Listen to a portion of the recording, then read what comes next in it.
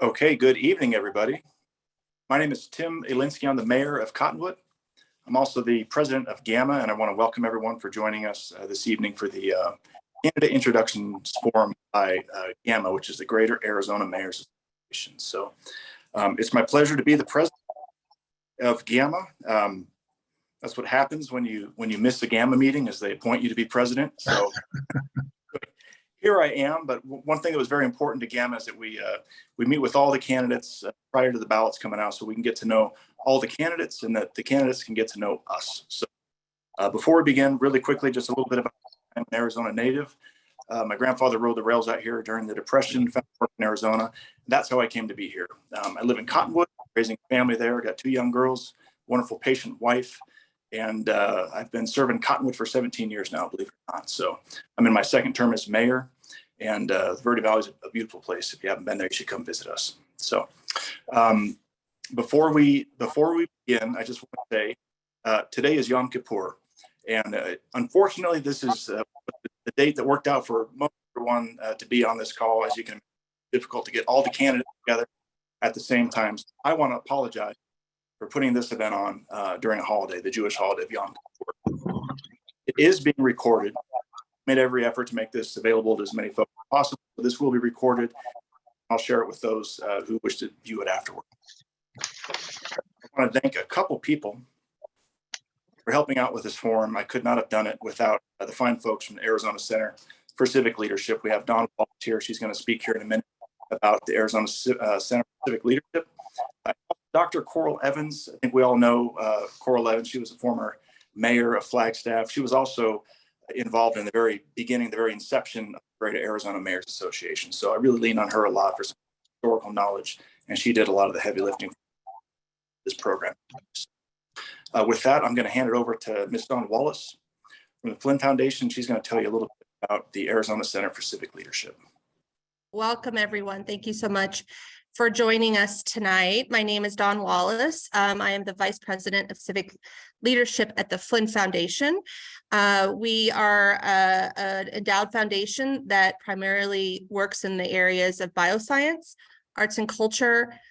We do our Flinn Scholars. Many of you might be familiar with our incredible college scholarship that we provide. And about 11 years ago, the Flinn Foundation created the Center for Civic Leadership to increase opportunities for citizen education, opportunities for individuals to become more civically engaged in public policy and politics, and to create leadership capacity in state level service to support good policy and good politics. We consider voter education to be a pillar of our work around citizen education, and connecting voters and citizens to their representatives, we feel is a very important pillar of our work. And we're very grateful to have been given the opportunity to partner. We have 2 Flinn-Brown fellows on the call here with us today, Mayor Elinski and Mayor Palguta. So it's very, very nice to be working with the leaders that have come through our program and who have gone on to do amazing things in local government and in state level and local policy. So welcome, and we hope all of you will be better informed by the end of this wonderful Meet the Candidates forum. Thank you, Mayor. Thank you, boss. Appreciate it. All right. Let's give a quick overview on GAMA, right? So GAMA is the Greater Arizona Mayors Association. We've been around a while. It was Sarah Pressler, Mayor Pressler of Flagstaff, that first had the idea of forming GAMA. And so she did. And GAMA spans 5 counties: Apache County, Coconino County, Mojave County, Navajo County, and Yavapai County. We currently don't have any membership in Apache. So we represent 24 communities, 24 cities and towns, 1 tribal nation in northern Arizona. So so it's good to get to know us. We work together. We're together on things of mutual interest that benefit all of GAMA. So some of the things that we've taken up in the past have been her funding, highway user revenue funds have been important to us in GAMA.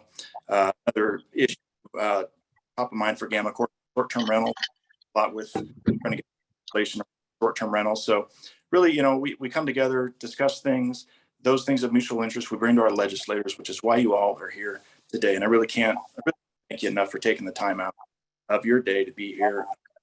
This is really the start of getting to have better dialogue with representatives. So some of you on the call today will get elected, and some of you will have to wait for another opportunity to get elected. But those that get elected, I'm going to reach out to you again before you start session. I really want to get together with you in your legislative district with those representatives again, have some more one-on-one time and really what those issues are top of mind in our different legislative districts. So stay tuned. After this, we're still going to reach out to you. And really, again, appreciate everyone's patience. I was like a hound dog trying to get folks, the candidates, to show up to this. I think some of the candidates may even have a restraining order on me right now, but don't take it personally.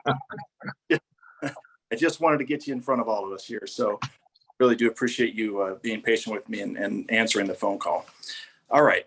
Without further ado, I'm going to let you know how this is going to go down. Okay. We've got 4 districts that we're going to be discussing this evening. We've got Legislative District 1, we've got Legislative 6, Legislative District 7, and Legislative District 30. We have representatives, candidates from each one of those districts, and we have 4 mayors that are going to help us moderate this evening. I want to start off with Mayor Kell Palguta from Prescott Valley. Thank you, another Flynn Fellow, which is awesome. I want to thank you very much, Mayor Palguta, for being available for this evening. He's going to moderate the first session with Legislative District 1. And then after him, we're going to welcome Mayor Robyn Prud'homme-Bauer from Clarkdale, the lovely Birdie Valley. Mayor Prud'homme-Bauer is going to moderate Legislative District 6.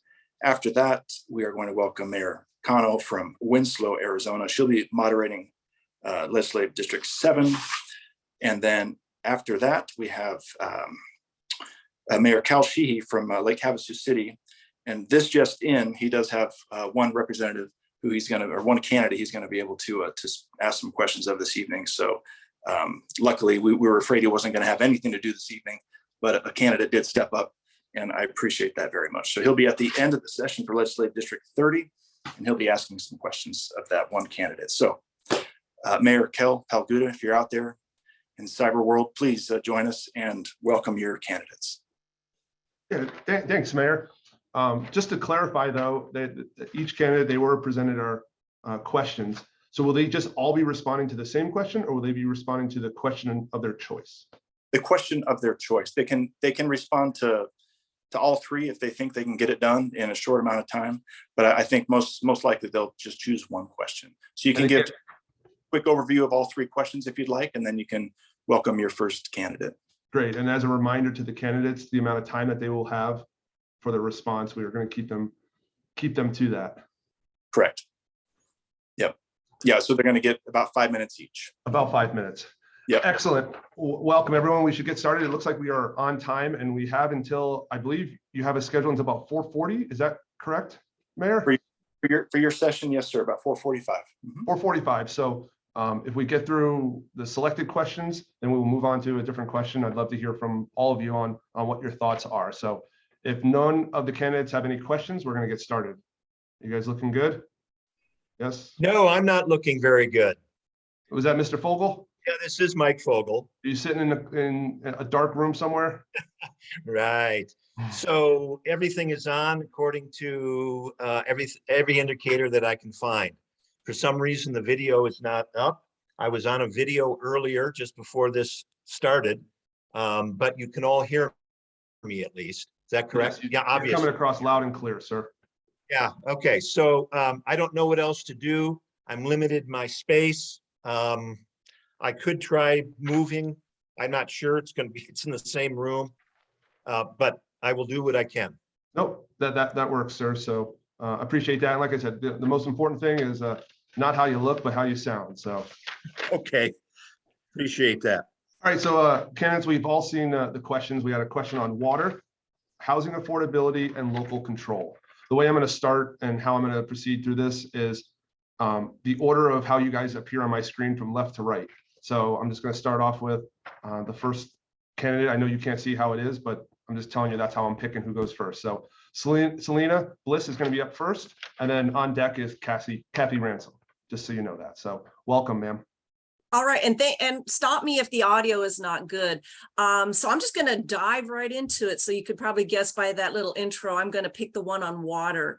And if you would, I'm just going to just touch base. If that's going to be your question, I'm going to just oversee what the question is and then Got it. turn it back over to you. So water and its availability are critical, of course, to all Arizonans. And then as a legislature representing a rural district, what is your understanding of our water supply and our availability in areas outside of counties of Maricopa and Pima? I'm not going to go through the whole question, but basically that kind of leads us into your thoughts on our most precious resource and how it affects Arizona. So take it away, and your timer's starting now. All right. And this question was broken out to about 5 different categories. It's quite complex. And I just want to recognize right off that water laws are complex. You know, I'm not naive, and I realize if it was easy, these laws and work would have been done by now. But my understanding of water supply in Arizona and the availability in areas outside of the counties of Maricopa and Pima is that we're talking about basically water from 3 sources. There's surface water, our groundwater, and then Central Arizona Project Canal. We know it as CAP. Now, some will call effluent the 4th water source. You can do with that what you want. Have fun with that. There's certainly some uses of that I'll explain later. Overall, Arizona, since the 1980s, has 5 active management areas, but unlike the Phoenix, Pinal, and Tucson active management areas, the Prescott active management area does not have access to CAP water, Central Arizona Project Canal, and that's critical because we don't have Colorado River water to recharge our aquifers. So that doesn't apply to our active management area as much up here in LD1. So when we discuss groundwater, we refer to the Prescott active management area pretty much as our groundwater source. And then surface water, we frequently refer to examples like the Birdie River.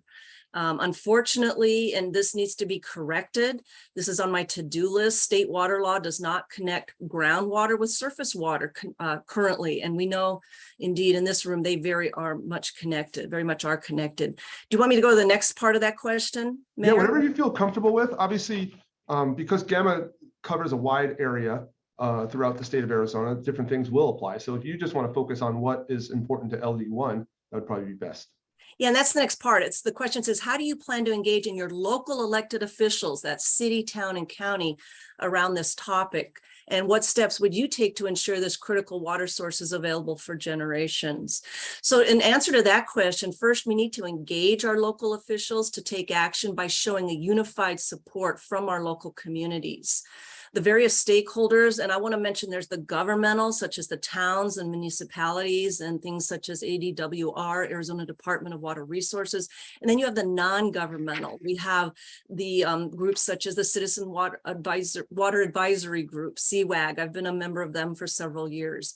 We have the Upper Birdie River Watershed Protection Coalition in Yavapai County, which I want to point out, Yavapai County is pretty much legislative District 1. The point being is we need to work together on the issue of achieving safe yield. This is critical.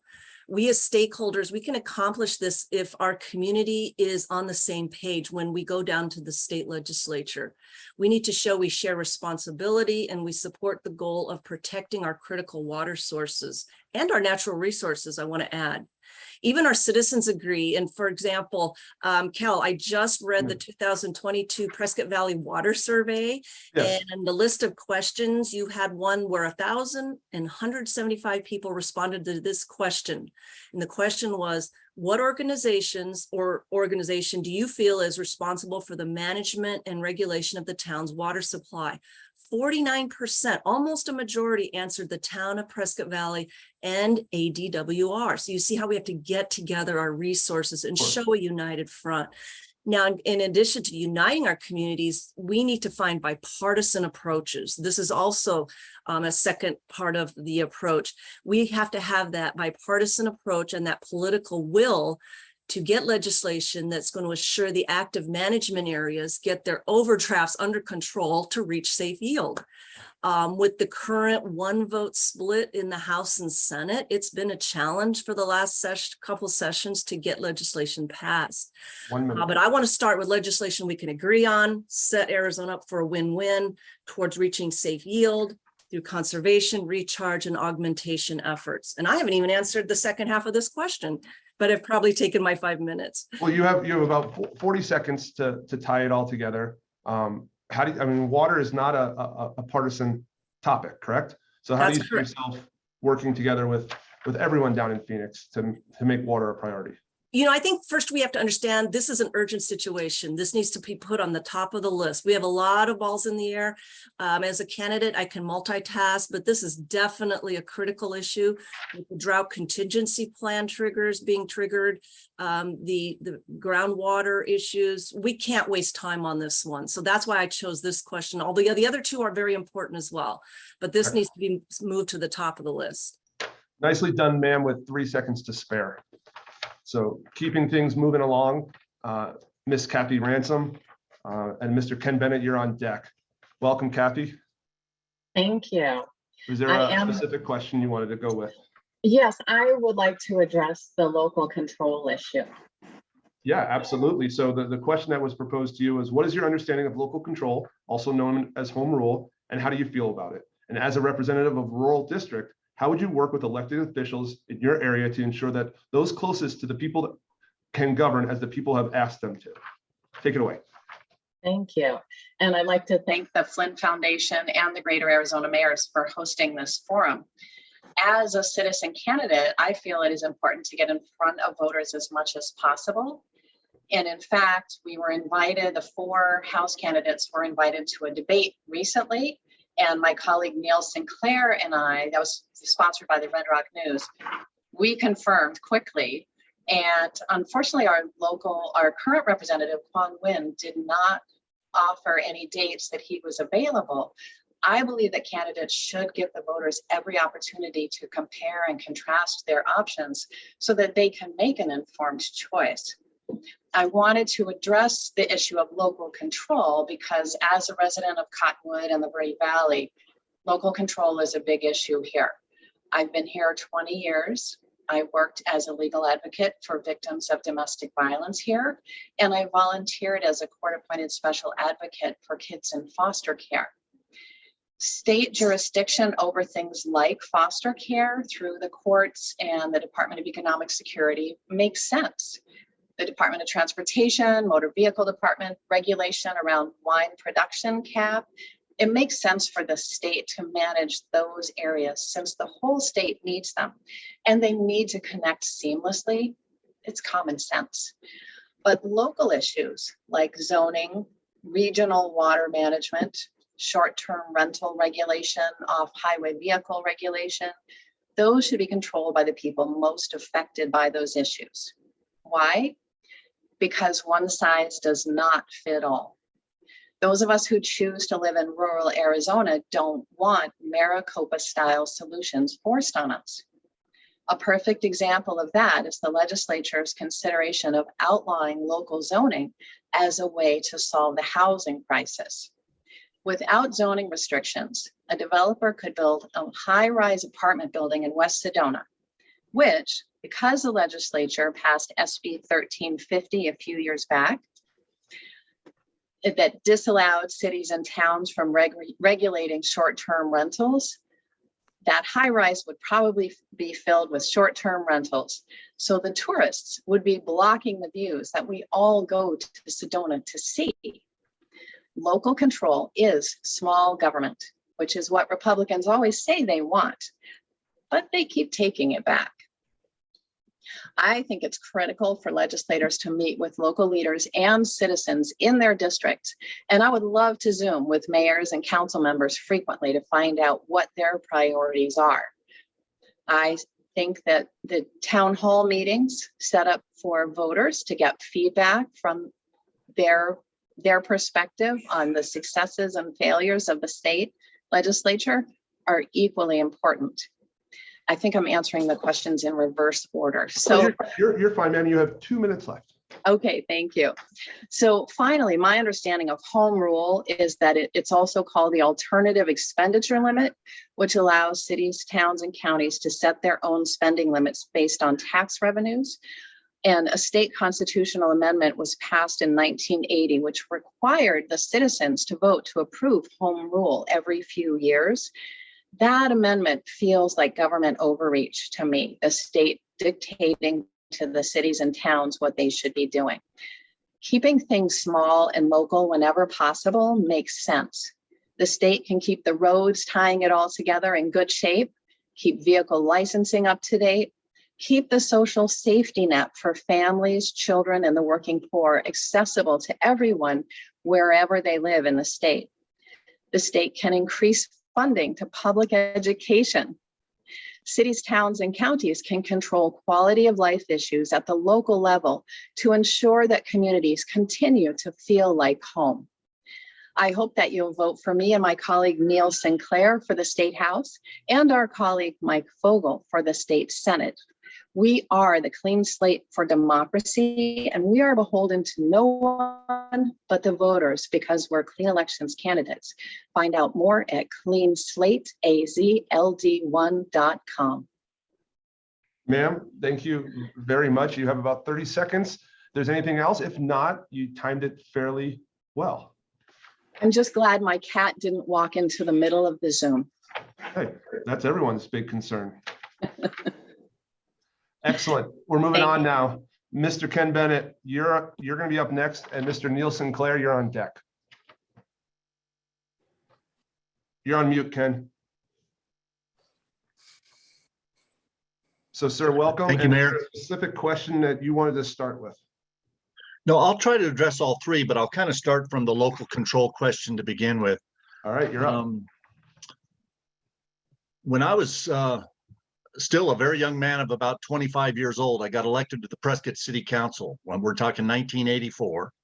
And I can remember the executive director of the Arizona League of Cities and Towns came and participated in a training session for us. And I can remember he shared with us what he called the Jack Dabalski was his name, the Jack Dabalski theory of government. Every level of government looks at the ones above them as oppressive and always telling them what to do, but the ones below them must be incompetent because they always need our direction and oversight.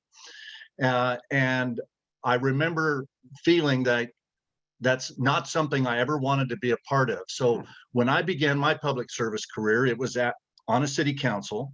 And I think that has helped me both in the 8 years in the state Senate that I served previously, and again, if the voters have me back, to remember that local control is the most important.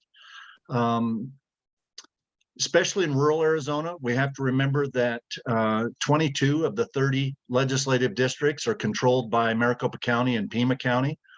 And so the 7 or 8 of us that are left have to really work hard to make sure that we are not governed by the great state of Maricopa.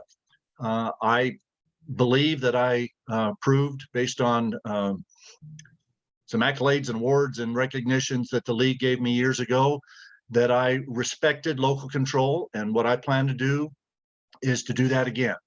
Every issue that we're dealing with, whether it's water, whether it's housing, education, just about everything, if we can keep as much control of government at the local level as possible, we usually get a better outcome. And so I will respect, one, I'll get to know our local elected officials throughout the district, as well as I know the 7 that sit on my hometown city council.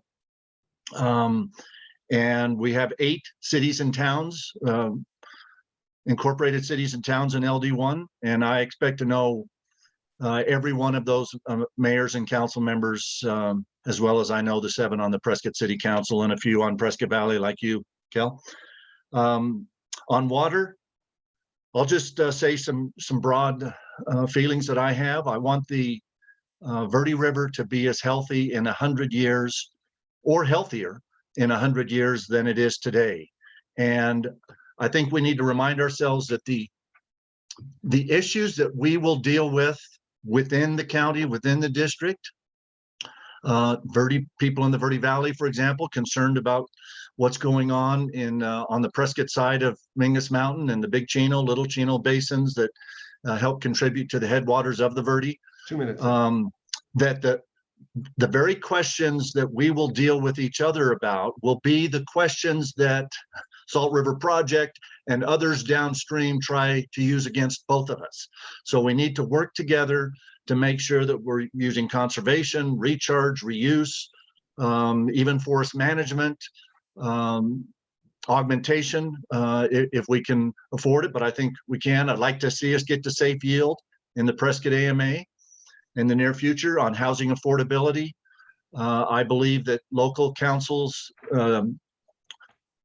need to be in control of their zoning as long as they do not prohibit entirely homeowners from having reasonable rights as far as being able to rent their home out periodically. But those short-term rentals cannot be done in a way that changes the character of neighborhoods or puts at risk the peace and safety of those neighborhoods. So I think a lot of it's going to come down to hopefully having 3 legislators from this district that respect local leaders and keeping as much control of government at the local level as possible. And that's my commitment to all 8 cities and towns in LD1. Excellent. I'll leave it at that. No, sir, you did the trifecta there in 4.5 minutes. So Okay. nicely done. Thank you, sir. Moving on now, Mr. Neil Sinclair, and then look, Mr. Mike Fogel found the light switch. We're good. Somebody figured something out. It wasn't me. Fair enough, sir. Well, you're on deck. This one's Mr. Sinclair. Welcome, sir. Is there a specific question you want to approach, or do you want to try 1, 2, or 3? I'm going to talk about water. Excellent. I want to thank the Greater Arizona Mayors Association and the Flynn Foundation for this opportunity to address you all. On a side note, I want to thank the candidate Selena Bliss for agreeing to participate in the debate that was proposed by the Red Rock News in Sedona. Unfortunately, her colleague, Mr. Wynn, declined to participate, so we've had to cancel that debate. I'm Neil Sinclair. I'm a father, a husband, a grandfather. I'm an owner of an art gallery in Prescott. I'm part of the Clean Slate for Democracy, cleanslateazld1.com. You can learn more about Mike, Kathy, and me at that website. My background is in energy infrastructure, and I have been a consumer advocate in a water district administrative law investigation. I have held operators licenses in both water and wastewater, and I've served as an expert witness in a water rate case. I'm going to answer your question on water point by point, but first let me say that the bottom line is you can't manage what you don't monitor and measure. And Arizona especially depends on water for its very existence. Well, most of the desert area outside Maricopa and Pima counties is an unknown as far as water supply goes. There are some areas such as Butler County where there is a tremendous amount of water estimated to be in the aquifer beneath the desert. However, only in the AMAs is water actively managed. In places like Birdie Valley, where the Birdie River flows, the Big Chino Aquifer is the primary source of the river there. And should I be elected, I plan to meet with local officials, mayors, councils, and key staff on a regular basis to understand water usage and its key determinants, including agriculture and urban development. These will include updates on weather and its local impacts. In particular, I intend to keep my ear to the ground regarding any legislative needs in rural Arizona. And I want to add that only in the AMAs is water actively managed. Regarding keeping water available for future generations, there are several steps that I want to see taken. All forms of water conservation, water neutral development, including water conserving landscaping, stormwater capture, effluent recharge of aquifers, and the protection of aquifers, including in Yavapai County, the Big Chino Aquifer, the surface and subsurface flows of the Birdie River. And we need proper planning around new developments and subdivisions so we don't overpump the groundwater. Now, when it comes to rainwater and snowfall, unfortunately, these are not reliably quantifiable. So they can't really factor into our attempt to plan around them as a supply source. Now, we are in a drought that's lasted 22 years. Some would call it a mega drought, others aridification. It is part of the changing global weather pattern. In general, Arizona is a desert in which water is the key resource.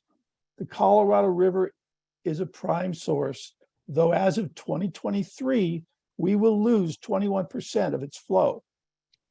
So augmentation schemes as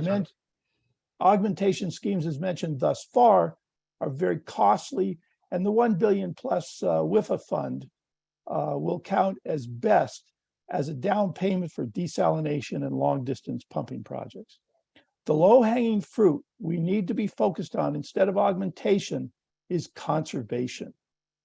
And sales of desert land overlying aquifers, such as in Butler Valley, to foreign corporations are a financial and a future resource giveaway and should be avoided. I believe that legislation may be needed to protect aquifers in rural Arizona from reallocation and redistribution schemes. These aquifers need to be protected. So with that, thank you for this opportunity to speak to you today.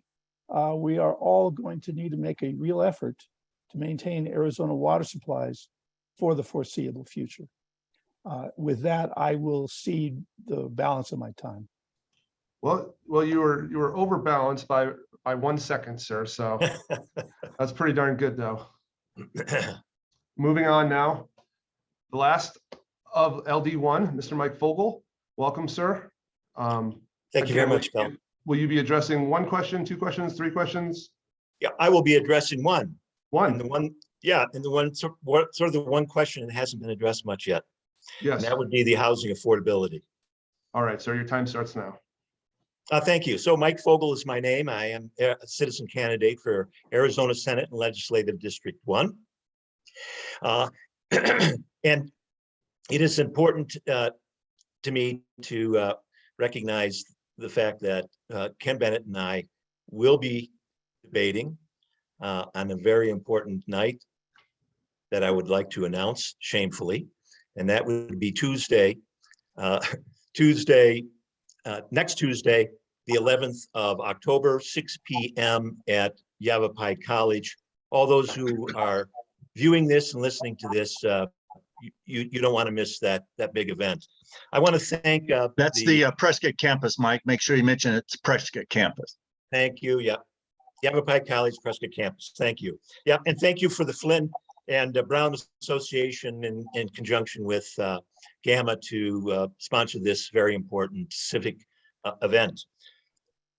Affordability of workforce housing is special to me because it is directly affecting something that's very important to me, and that is the Chino Valley Unified School District as I serve on its board. Just briefly, I want to comment that there have been several teachers that we have hired, been on the staff, who have had to leave the area because of one item and one item only, and that is they can't afford rent. We had one fantastic candidate for a teacher's position in the social studies department at the high school. He was offered a contract, turned it down after he went around the community, even in Prescott, Chino Valley and Prescott, and learned very quickly that he would be unable to afford any housing. He was a family man. He had 3 kids. This is an unfortunate situation that needs to be addressed. It needs to be a high budget priority, as if very real working people matter. They have been priced out of the market, unfortunately, for home purchase and rentals. So with regard to the one of the 3 questions, the number of homes that have been turned into hotels or short-term housing, especially in Sedona and Prescott, who have been experiencing this, we need to work on that problem. Unfortunately, the local control was taken away from those municipalities with Senate Bill 1350 a while back. I'm not sure that that can be repealed, talking to folks, but what we can do is we can help those municipalities with something that would maybe cap those levels of ownership for those kinds of properties. And I think this would help solve the problem somewhat for those municipalities. And let's make sure that we do that. My strategies for addressing affordable housing. Well, I have a couple of strategies. First, what we want to make sure is that to encourage and develop public and private partnerships. And we can do this by incentivizing developers through tax approaches or inducements to augment the supply of affordable housing. And I talked to a gentleman, Ben Roche, just this morning about this very issue. He's the representative of the fire department's union in the area. And he is equally concerned about this because teachers, fire and police, people that are just absolutely fundamental to the workings of our communities can't live in our communities. And so thus we have a shortage. So that's one way to approach that. The other is something that we're doing in Chino Valley Unified School District, and that is teacherage. And we can encourage school districts to do the same.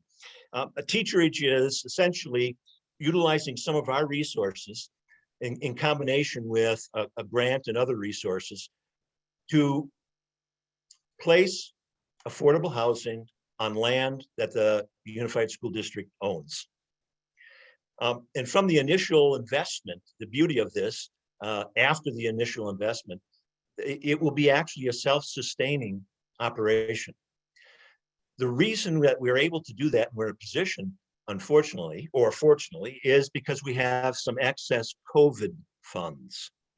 And also the grant for which we are applying to assist in this is also funded, this grant is funded from COVID relief funds. In other words, the federal government has had to step in. Mike, you're gonna have to start wrapping it up.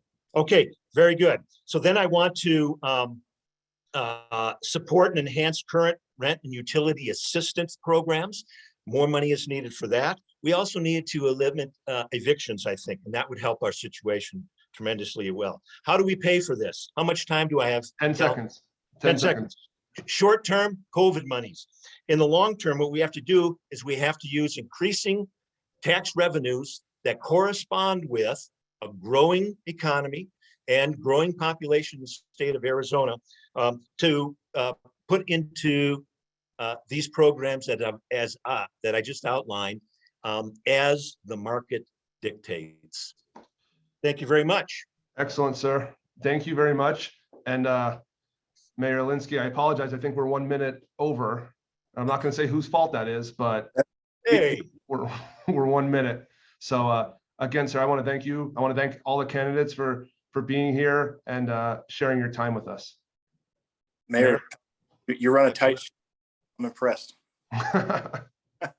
Thank you. And I would encourage the candidates, if you have the time, to stick around and listen to the other candidates if you'd like. But if you have to hop off, by all means, go ahead and do that. And really, like the mayor said, I really appreciate your time. So up next, we have Mayor Prud'homme-Bauer. She's from Clarkdale, just our neighbor in Clarkdale. So Mayor Prud'homme-Bauer, again, appreciate you reaching out to help out with this moderation. And I'm going to go ahead and hand things over to you, introduce your candidates, and take it away. Thank you so much, Tim. It's a pleasure to be here and to listen to all the candidates who are running legislative districts that really do represent a good part of our greater Arizona area. And I look forward in the future to get to know all of you as the legislative season gets started. I'm Robyn Prud'homme-Bauer, and I'm mayor of the town of Clarkdale. And if the candidate from LD6 would unmute and put your video on, that would be great. I think that's Teresa.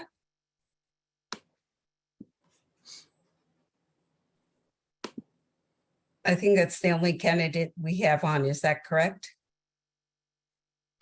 There's, Uh, yes.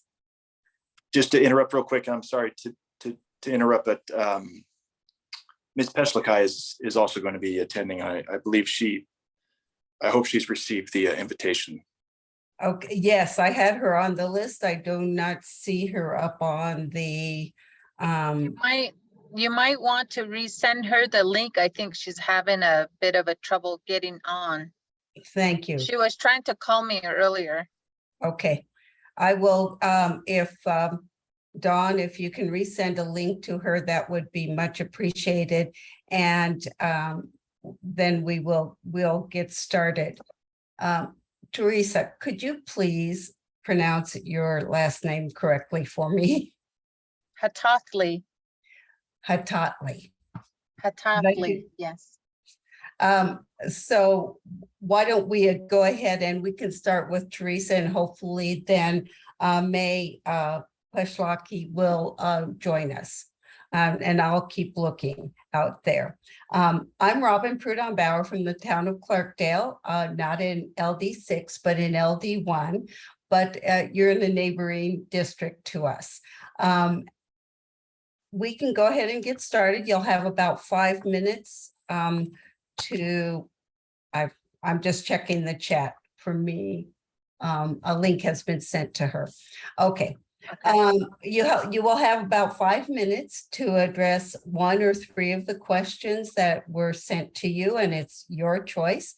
I'll be monitoring the time, and let's get started. So you have 5 minutes. Which question or questions are you going to address this afternoon? I think I'm going to touch upon all 3, the water and housing, and then also local governance.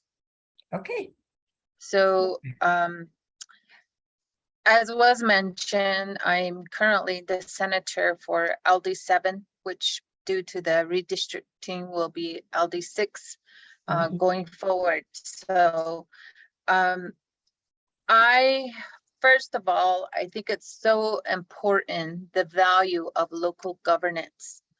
And it gives the capabilities of cities and towns to govern themselves for zoning and various regulations, and coming upon policies and processes that is the best fit for them.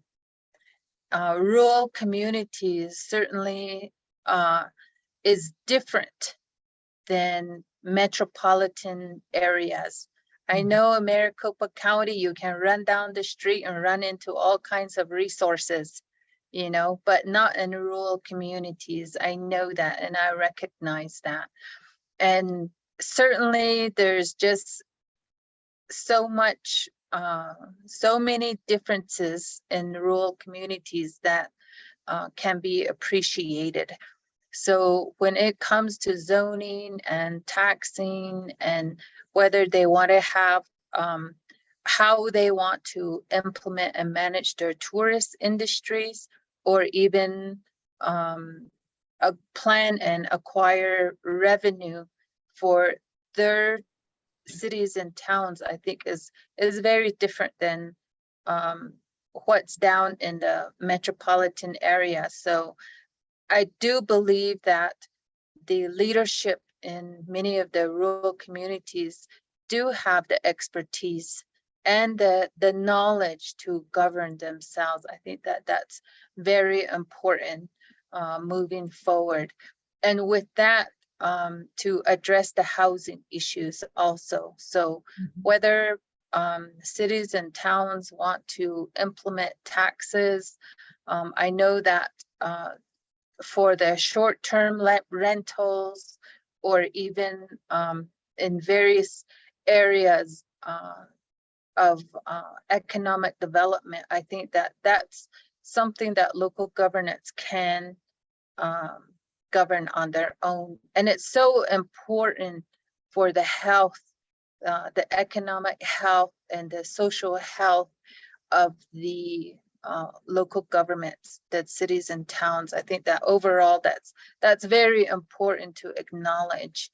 And then also making sure, as the gentleman from LD1 expressed, affordable housing is so important in today's environment. And so when we talk about the salaries in the various multifaceted employment sectors of each rural community, I think that speaks for itself. And I lived and grew up in the Flagstaff area for certain times of my life, and I raised for a certain time my children in that area. But as a single parent, which by choice, I was not a single parent, I became a widow at a very young age. And so to get my children through school, I had a full-time job, a part-time job, and then on top of that, I also was self-employed. And that's just one minute, Teresa, 1 minute. Okay, that wasn't that's not anything negative, but if you really want something, then it's possible to be in that type of environment. And as far as water is important, as concerned, I think that we have had presentations from the ASU Kyle Center for Water Policy, and it talks about the aquifers. It talks about what types of challenges are out there, but this drought that we're experiencing right now, I think we're late in the game, and I don't think that it's something that we can get ahead of, but we can certainly come up with legislation to address some of these issues today and not wait for years down the road. I'm very interested in all state organizations to take an active approach to conserve. You know, you can get motion detector hand washes, you can get, there's various strategies that are in place. And if the state is serious about talking about water, then let's get some of these action plans going and address it from that perspective. Thank you so much. And I believe that May has joined us. So go ahead and put on your video and your audio for us. She was just connecting, so we need to probably wait a moment. Yes, good afternoon. Glad you were able to join us. Good afternoon.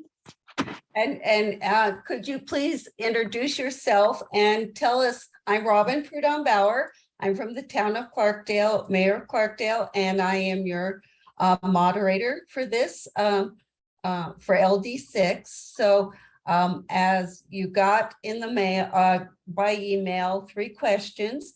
You can choose to address all 3 or any one of them, and for about 5 minutes, and take a moment to introduce yourself. Okay. She may pass the kayan she nana Sunday nasha ado katnesanin shle ipitwodni bashish chin shin das che sedesh gizni edashanal.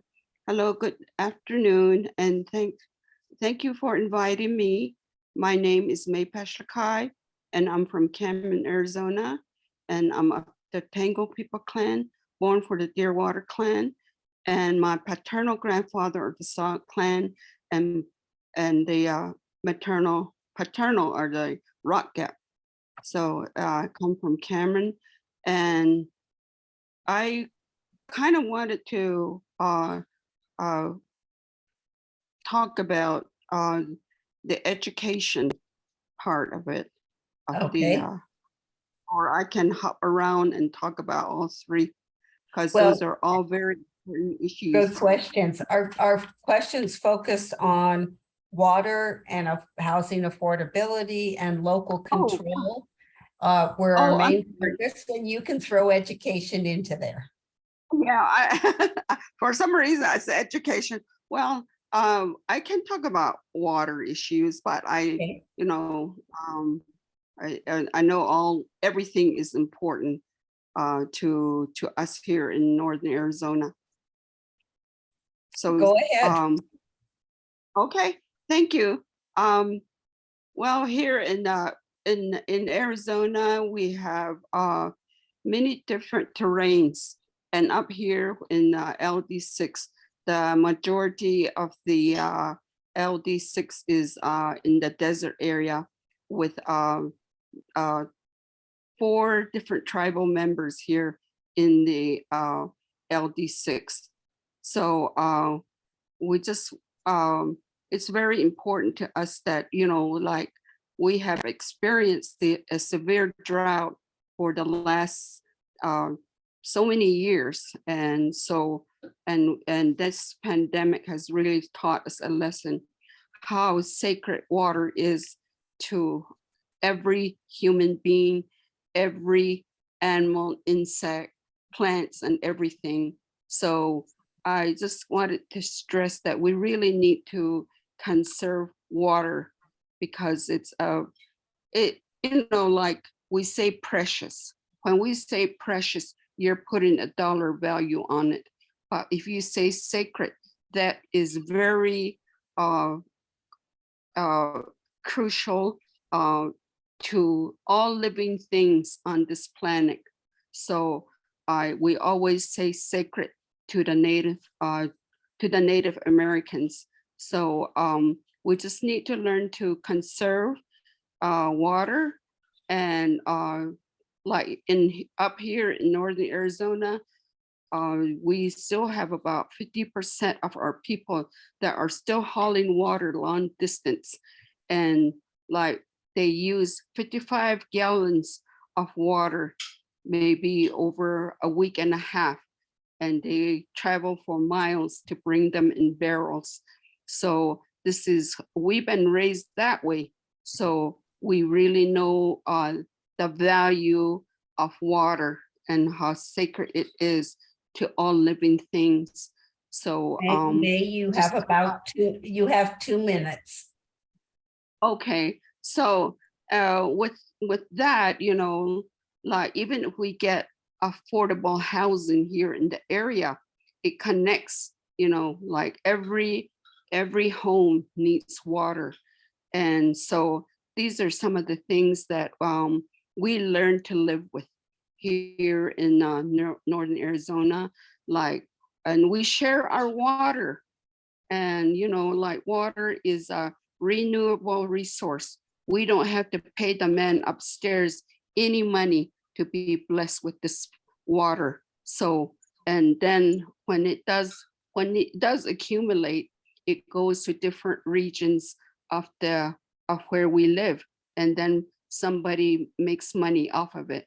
But not us natives, we want to share our water, because every living thing has a right to live from being, from birth to old age. And so this is what we believe here on the Navajo, and I'm sure all of the indigenous people have that same goal about water and living life to the fullest into old age. Thank you. You were right on time. That was absolutely perfect. Yeah. I just wanted I was trying to get into, I said, I'm late, but I made it. So thank you very much. Time. That was perfect. I want to thank both of you for spending a few minutes telling us about where you stand on these issues. And as I said at the beginning, I look forward to having ongoing conversations with both of you and your other representative from LD6 as part of the greater Arizona area. It's important to us as mayors that we get to engage on a regular basis with all of you. So thank you both for being here today. Yes, and Thank you. all leaders, as leaders, I think we need to, share these things, and that sharing is a great thing, as leaders, and then we pass them on to our constituent and the people that we live with in the area. Thank you very much for inviting me. Thank you very much. And I'll turn this back over to Tim. Thank you, Mayor Prud'homme-Bauer. Appreciate you very much. All right, let's head down Route 66 and turn our attention to Mayor Cano, please. You're going to moderate Legislative District 7. Are you with us, Mayor Cano? Yes, I am. Thank you. Awesome. Hey, thanks so much for being here this evening. Appreciate it very much. I think we're right on time unless anybody tells me different. So the virtual floor is yours. Okay. Good evening, everyone. Roberta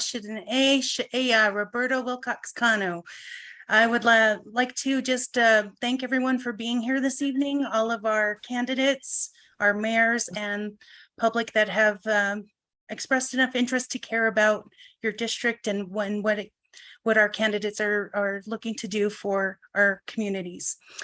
Tonight, we have two candidates, one for the Senate, Kyle Nitschke.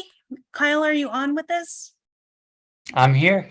Okay, I hope I pronounced your name correctly. Oh, it was perfect. Thank you. Okay, great. So he is a candidate for the Senate, and we do have 3 questions for you. Were you able to review them prior to tonight? Yeah, and I think I want to focus on housing tonight, if that's all right. Perfect. Okay, so you will have 5 minutes. And if you feel like you want to touch on any other topics, feel free, and I will give you indicators as your time is coming closer to the end. So I'll leave it to you. Thank you. Well, great. Thank you so much. My name is Kyle Nitschke, and I am the Democratic nominee for State Senate here in Legislative District 7. I was born and raised here in this great state of Arizona. My mom was a public school teacher for over 30 years, and my dad worked for FedEx. I've been living in Flagstaff for the last several years now, and housing is a huge concern for us up here in the city. Our city council recently passed a housing emergency. And what that looks like on the ground here for us, we have a big problem here with Airbnbs, obviously, like you touched on in the question, but also as well as we get these big corporate apartment complexes to come in and they rent by room instead of by unit.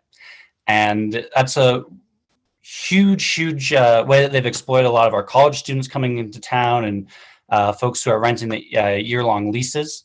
And so what we really need to do is give power back to cities and towns to be able to put restrictions on these corporations or to make proper solutions to handle our Airbnbs here in the state. We saw what they did down in Sedona as far as giving money to folks so they rent to renters instead of to using an Airbnb. And I really don't think that is a good solution. I think it's something that they've had to do because of the restrictions coming out of the state legislature. When we talk about housing, solutions to housing, number one, we need more housing. We just need to build more housing everywhere. All housing is good housing. We need affordable housing, and there is no silver bullet as well too. On top of building housing, we need to fund our renters and our first-time home buyers instead. So instead of giving money to folks who are already making a bunch of money off Airbnbs to rent to first-time homeowners, we need to give money to renters so they're able to afford rent, and we need to strengthen some of our first-time home buying programs. How are we going to pay for all of this? Federal grants is something we can take advantage of. We got that infrastructure bill that went through these last couple of years, and housing is infrastructure. We need public and private housing as well. So we need to look both at what we can do from city and towns level. We've got an awesome housing bond going to the city of Flagstaff this cycle. And if that passes, let's build some more public housing with it, as well as strengthening a lot of our programs. And the other big thing is that we need to tax our corporations. 7 in 10 corporations in Arizona pay the state minimum of $50. And they're a huge reason why we've seen the cost of housing skyrocket in Arizona, especially in the Maricopa area. Had a bunch of these corporations come in, but we have not built enough housing to support all the workers. And the other really kind of main thing I want to touch on today, talking about housing, is what it really comes down to at the Capitol, at the state legislature level, is where our priorities are at. The current state senator who represents this district put up a bill. She wants to put $150 million of our tax dollars to fund a border wall. It's ludicrous when we have these priority issues of housing and water, dealing with fire and flood resistance, and obviously investing in education. That's kind of all I really wanted to touch on as far as housing and local control. I guess since I have a couple minutes, I'll speak briefly on water. You know, I'm not the expert in water policy, but I will get to work and learn everything I need to know to be an awesome representative for y'all if I do get elected. I'm going to lean into groups like the Sierra Club, I think it was Health Center out of the Morrison Institute at ASU. There are bipartisan, I mean, water is a nonpartisan issue. There are solutions that we have. We just need to prioritize investing in those solutions. And then conservation is huge, obviously, here in the state of Arizona. The one kind of fun thing I learned is that surprises some folks, is that water demand has not actually really increased over these last 30 years in the state of Arizona, as we've been transitioning out of more farmland to increase our density and population of folks. We've actually not increased the amount of water that we demand as a state per capita. We've also heavily invested in conservation. That's something that we need to continue to do. But yeah, priorities is really where I will be the difference. Our money needs to focus on these issues, and that's how I'll be the difference in the state Senate this year. Thank you so much for your time. Thank you. You still had about 30 seconds if you want to. Well, I will plug that I am a clean elections candidate. I had to collect $205 contributions from voters across the district. So I'm really represented by the voters here in this district. I'm not beholden to corporate interests, to utility interests. I'm here for the people. And folks can get involved at www.nitschkeforaz.com. Thank you, sir. Thank you. Okay. And we also have Representative David Cook here with us this evening. David, were you able to look over the questions prior to tonight's meeting? Yes. Okay. Did you want to address one or three? Would you? I think I could probably go down all three. How many minutes do I have? You have 5 minutes, and I'll give you an indicator when you have a couple minutes left. Okay. Okay, go ahead. Well, I can cover all three of those. Now, affordable housing, I've heard a lot of your people on here talking about that. What I want to hear more about is what actually is going on. So we have an ad hoc committee that is looking at affordable housing in the state of Arizona. And I've heard people on here talk about that. They need to get involved. You know, they've had the hearings. That's where policy is made. The report will come out. And that gives us a roadmap of how to be successful about what to address. To continue to throw money at any type of problem, especially affordable housing. So I just heard a person say that, well, the candidate there wants to give $100 and some million to the border wall, but yet when those people come in here, you have to find housing. And that's the first step about the immigration problem, which is not Mexico, but these other central world countries that are coming here, in Cuba, is the fact that they say, okay, we're going to send the National Guard and go down there and get them. Well, what are you going to do with them? You still got to house them and feed them. And that's how you get them in the hotels and things like that, which is not a good idea either. So when you have a group of people to control, and then the other thing is it's almost like a prison population. Where do you put them humanely? How do you house them? And how do you feed them? So the 175 million to do the wall, but Mexico doesn't want that problem either. That's why they're letting those people flow through, is because they're faced with the same problem. What would you do with them? Now, when you talk about local control, I'm the only one that stood up in the Republican Party that stopped the tax cuts and that whole fandango that went on, because they were going to cut all of your mayors. Every city and town in the state, all 91 cities and towns, was going to get cut at least 2%. You guys were going to lose millions of dollars of state shared revenue. So when the tax cuts went through, it was 15% of the state shared revenue. Yours truly is the one that stood up. We changed that to 17%. So you guys were held harmless. So when we want to cut taxes, which we do, and we want to do the best job we can, then what we have to think about is, how does it affect our rural communities? So if we want to cut state services and do things in a streamlined manner to save revenue for the taxpayer, that's great. But what we're not going to do, and what I'm not going to do, is allow them to go out and cut small cities and towns. In my second year I was in the legislature, cities and towns continue to get cut from their HERF funding. what I did is I introduced a bill to pay back, which went through my third year, I got done. So all 91 cities and towns with populations under 7,500 people were paid back, and some of them more than what that was, what they had taken from their HERF funding over the last 10 years. So just with the tax cuts, the cities and towns going to 15 to 70%, the way we handled that, so you don't lose revenue, plus paying back every city and town under 7,500, all 91 got at least $250,000. So cities like Glendale came to me and they were very appreciative because that gave them funding to do some sidewalks and some other things they didn't have the revenue for. So that'd be my local control one. 2 minutes, 2 minutes. Okay, affordable housing. Let's get to water. Water is the most complicated thing you could possibly think about in dealing in Arizona. And I'm going to make this fast. There's 3 people in the state legislature. I'm going into my 4th and final term with the House of Representatives in my new district. Now, you have in-state water and you have out-of-state water. So one thing when we think about in-state water, that's water we have here. And there's 3 bodies of water in the state of Arizona. One is up by the Navajo Nation, 2 out in West Phoenix. Those were set aside by lawmakers on water deals that were done, saying, okay, this is where our water situation is. How do we look forward? And we have to look at those bodies of water that are in-state. Now, out-of-state water, like the Colorado River, the one thing that I heard, which I agree with, we are in a drought. But the point is that Arizona as a state, we're on the bottom of the list. And that I firmly believe that I was saying over a year and a half ago that we were going to go to a tier 2 cut in the lake. Well, that's when the chairman of water and of the Senate and the House, you're going to tell me you couldn't see that coming when I could see it coming over a year and a half ago? The Colorado River is over allocated. When they did the allocations in the 1980s, that's 50 years ago, what they did was they did the allocations, especially on tribal lands, to where those were over allocated at some degree. When you have Ak-Chin community that has no groundwater rights and they're all reliant on the Colorado River, while the Gila River community, they have both groundwater right pumping rights and they have 30 seconds, Colorado 30 River. seconds. Okay, so what I'm saying is that at that time, they were saying that, okay, we can allocate that much to them because they have to use it on the reservation because they didn't think they ever would. Well, now the law's been tricked and moved to the point of we have what we call credits, where we can put the water in the ground and have credits. So there's nothing I can't talk about. Thank you, Mayor, for doing this stuff. And if you have any more questions, you can always email me at dcook@arizonaledge.gov. That was perfectly on time. Thank you, Representative Cook. We appreciate it. And You're welcome. I just have to say that LD7 and the city of Winslow, we got some great candidates. So again, thank you all for your time this evening.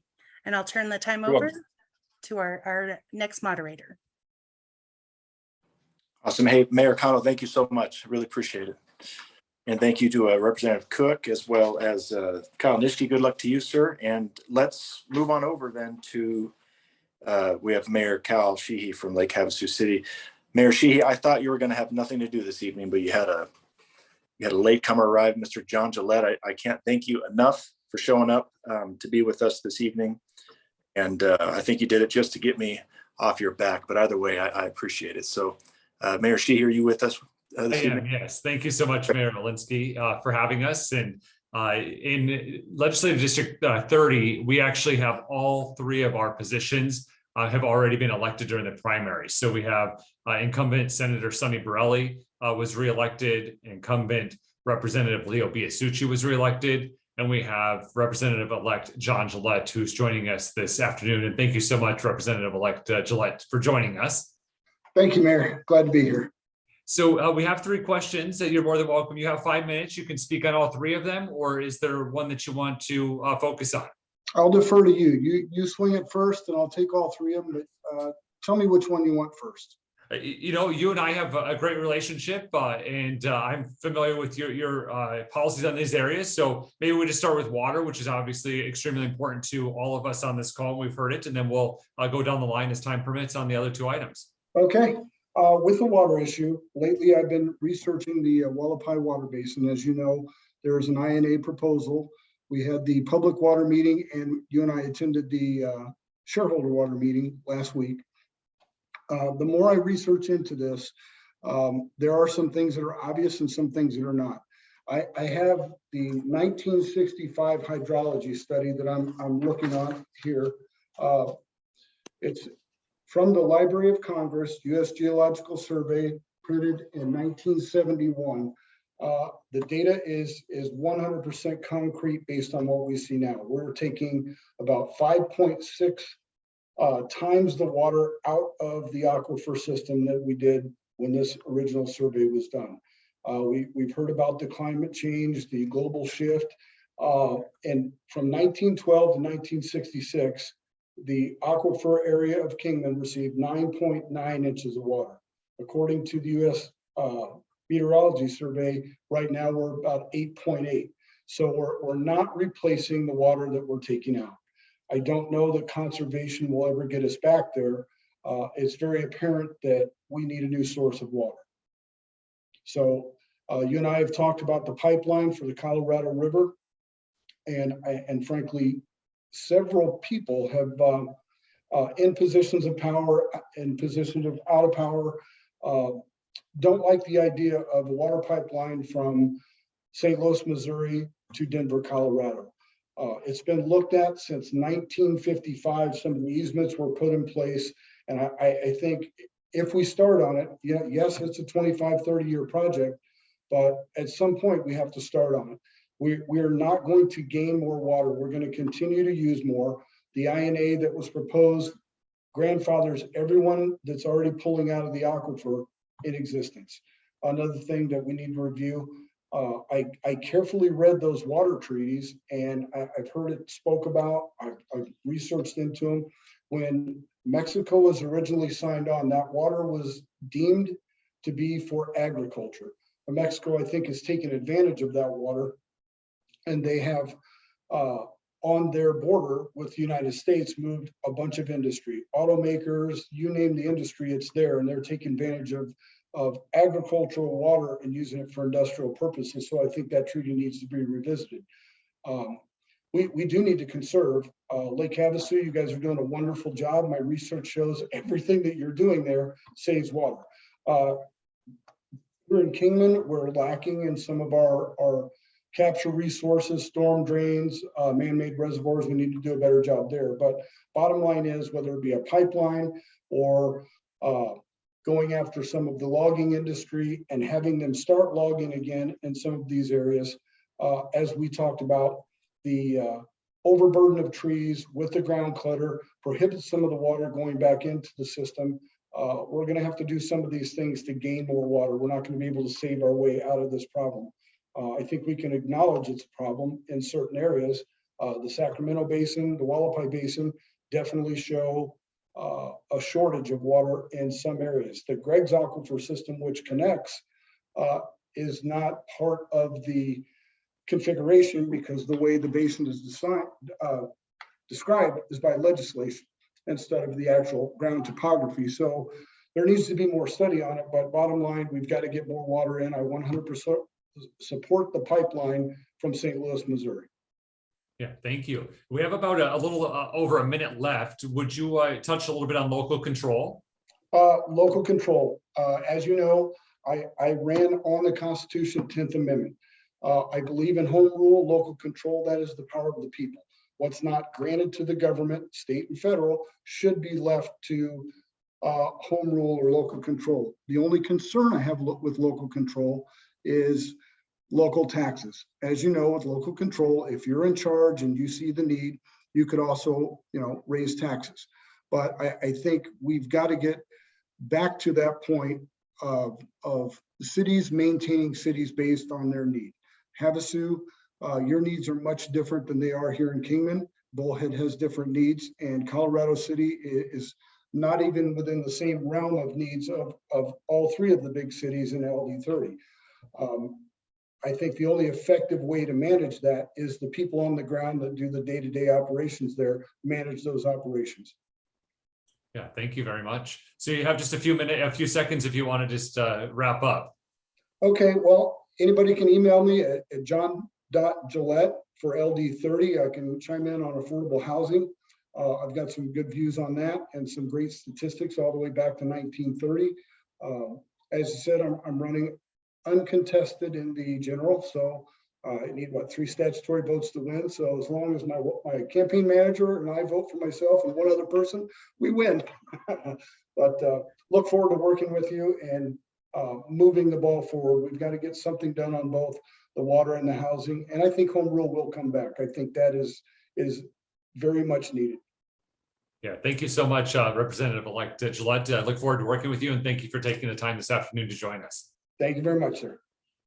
And back to you, Mayor Elinski. All right, thank you, Mayor Sheehy. Appreciate it. And Representative-elect Gillette, thank you. You made my day. I really do appreciate you. I moved everything around. We made it happen. We made it happen. I want to just say that I reached out to each and every candidate multiple times. Like I said in the beginning, I think some have a restraining order on me at this point, but I heard back from nearly each and every one of you, and I really do appreciate it. It's important to serve, as you know. It's also important to get to know GAMA, what we stand for. We're all here kind of doing work on each other's behalf, essentially. I hope we're all facing the same direction here. But a lot of you, like you, Representative-elect, are running uncontested. You didn't have to show up today, but many of you still did, and you chose to, and I appreciate that on behalf of GAMA. Like I said in the beginning too, this is really the start of what we hope to be a more open dialogue between GAMA and our elected representatives. I will be reaching back out to you, so I'm not done with you yet. After you get elected, I'm going to reach back out and hope to get you in front of each mayor in your legislative district through GAMA. We're really going to try to just, again, open those doors, keep those doors open before you go into session, during session, after session, for the duration of your term in office. So to all the candidates, thank you. It's not easy. Campaigning is very challenging. I know it is, but appreciate each and every one of you stepping up to do so. We're all here to make our Arizona a greater place to live. So again, thank you to the Arizona Center for Civic Leadership. Don Wallace could not have done this without you. I really do appreciate your time and effort, patience with me. Dr. Coral Evans, one of the founding matriarchs of GAMA, the Great Arizona Mayors Association. Thank you so much for helping me out with all this heavy lifting. And with that, Ms. Wallace, unless there's anything else, I think we're going to wrap things up. Sounds like we're wrapping up a little bit early. Yes, thank you so much, Mayor. On behalf of the Flynn Foundation and the Center for Civic Leadership, we appreciate all of your hard work and gathering all of these great mayors, first of all, but also the candidates. And we're very, very proud of every single individual who chooses to engage civically by running for office or working on policy. But we also want to acknowledge all of the individuals who are in the audience who are also exercising their civic duty by learning about their candidates and making informed decisions at the ballot. I wouldn't be me unless I threw out a final shout out to the Flinn-Brown fellows on the call, Dr. Evans and Mayor Elinski, and I think Mayor Palguta is still on. We're so grateful for your representation in the network, and this is a true example of how our Flinn-Brown fellows can work together to do incredible work for the people of Arizona. And so on that note, thank you again to our participants in our audience, and especially to you, Mayor Elinski. Thank you. Good luck. Good luck to all the candidates out there, and I look forward to working with you, and have a great evening. Thanks for having us.